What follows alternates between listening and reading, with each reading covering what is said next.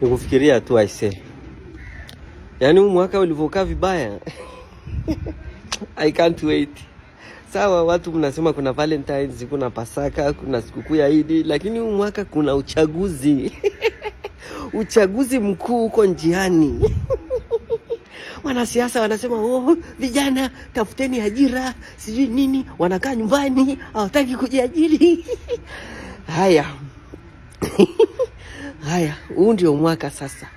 Wanasiasa wote, kama ni wabunge, mawaziri, madiwani, wote wanakuwa majobless mwezi wa 10. Hawana ajira. Wanaanza kuomba sasa ajira upya. Jamani, mimi mkinichagua nitaleta umeme, nitaleta maji. Mimi sijui mkinichagua nitawafanyia hivi. Kila mtu anaomba kazi.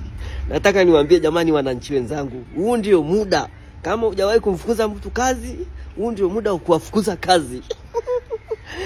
Kama unajua uligombeana tukakupa ubunge, ukapata miaka 5, ukaenda ukafanya stare zako, hujafanya maendeleo yote, hujafanya, usirudi. Tusikuone. Maana huna kazi, tutakufuta kazi.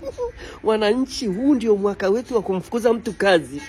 Hatuwezi kufanya kazi. Mama anasema kazi iendelee, alafu wewe hutaki kufanya kazi. Tunawafuta kazi wote. Mwezi wa 10 tunawachacha. Yaani mimi nimefurahi sana. Yaani wananchi ndio tunakuwa mabosi. Tunawafukuza kazi wote. Ulisema si utaleta wa China, si utaleta boti, tunakufukuza kazi. Huna kazi.